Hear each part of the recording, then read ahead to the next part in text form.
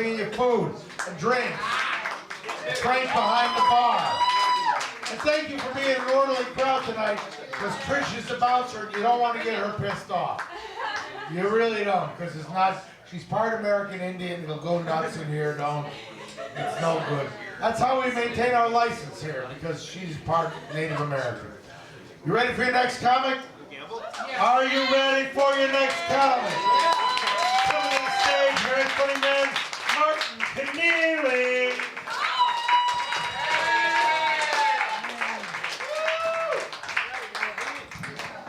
All right, Abbey Pub. This is the first bar I drank in when I was 14. My dad, no joke. And so obviously I'm Irish and unemployable. But I don't know if you guys know this bar was on Bar Rescue. Did you guys? Yeah. Saw it. Yeah, it's a show with this like tall, dark-haired woman who goes through bars and turns it over. Was it Jack Tapper, Jake, whatever? I don't know. Nobody knows what the person's name is. Tapper. There you go. All right. And does anybody else can't stand that bastard besides me? Or yeah, fuck him. Let's break his teeth out, right? Well, talk to Frank. You think I'm angry about this guy? Talk to Frank about this guy. He's like, fuck that motherfucker, right? Right, Frank? It's like, fuck. He didn't do shit. He's like, I just put some carbonate and put a guitar on the wall. Fucking piece of shit. All right, man. I thought I hated the guy. But I'm from Chicago, and from a shitty neighborhood, and you're from a shitty neighborhood when your house keeps getting robbed, so your dad gets a guard dog, and you steal the motherfucking guard dog. Wow. True story. It was probably better off anyway, he kept biting me. We're doing well up here already, it looks like, huh? Yeah. Okay, you do learn some good lessons though in being from a bad neighborhood. Like if you're from any major metropolitan area in this country and you see a functioning public telephone, get the fuck out. You're not in a safe area, right? If you see somebody actually using that phone, call 911 and play dead. If you're still in Chicago, cops will be there in 4 to 6 hours. Anybody from a bad neighborhood call the cops knows what I'm talking about. Let me see. All right, so I watch a lot of TV, right? And the funniest thing that I think are the commercials. Like the funniest ones are usually for the workout machines. Like in the '80s there was the Thigh Master with Suzanne Summers just basically doing this for 20 minutes. Right? Like it wasn't hard enough to get through Three's a Company without getting an erection. They had to do that to me. Right?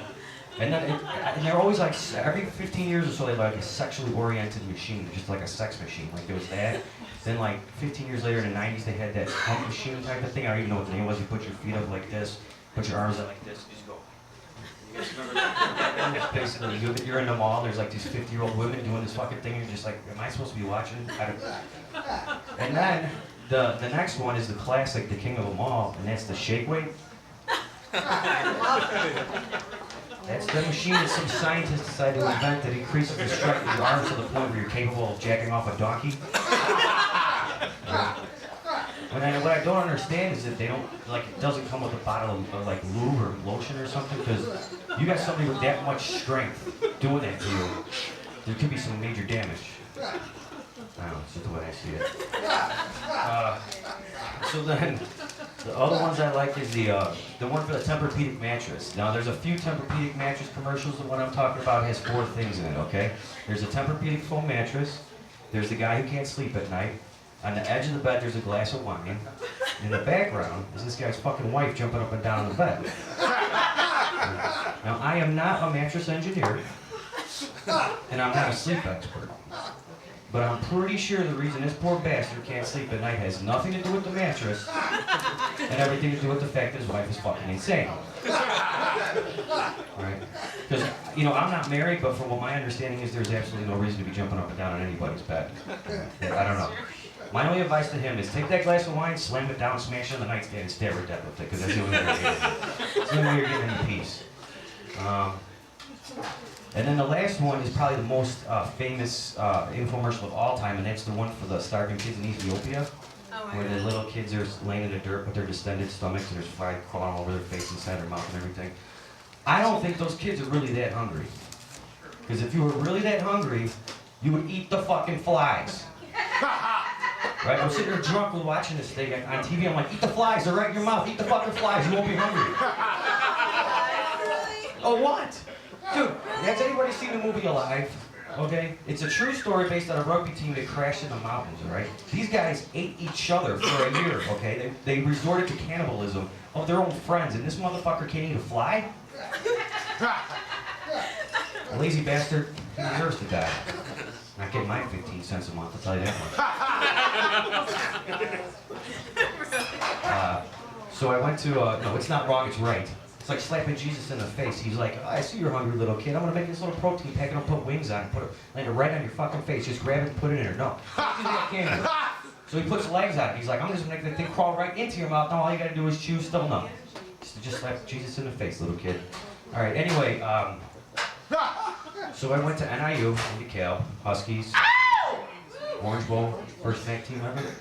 Well, like I said, I'm from the city. I'm not that used to, country stuff and all that. So, but I did learn one real good lesson in college, and that was this: what happens when you feed a cow 3/5 of Jack Daniels? It dies. True story. I didn't mean to kill it. I'm not like an anti-killer person. I don't like abusing animals. I love animals. I figured I would get it drunk, we'd start jumping around, get on the knife, it'll be a good time.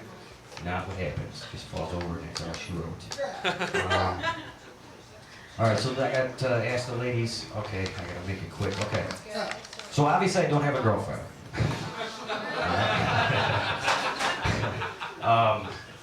And I think I kind of figured out why. You know, like when you're listening to music and you really get into it, right? Like there's a song, especially when you're drinking, you hear the lyrics and you're just like, Jesus, I must have wrote this song just for me, right? So one day I come home drunk, and I put on my headphones because I don't want to turn on the radio. Put on my headphones because I don't want to wake up my roommates, my parents. And this girl gets on. She's got this beautiful voice, right? And she's like, baby, baby, baby, baby, and I'm like, fuck. This girl's gotta be high as shit, right? I'm like, all right. I gotta get to the end of the song, get this girl's name, look her up, get her face, and I can put her face up the voice, complete the fantasy for later purposes. Get to the end of the song, DJ gets on, he's like, and that's the new smash hit from Canadian sensation, 12-year-old Justin Bieber. Justina, right? So what you're telling me is for the past 4 minutes I've been having mental sex with a 12-year-old boy? No wonder I'm single, I'm a fucking pedophile, I had no idea. Has that been enough? Turns out I'm gay too.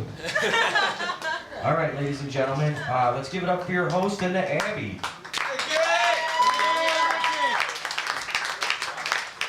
Martin Conneely, let him hear it. And Martin traveling with his fan base. This guy fucking her in the ass off camera.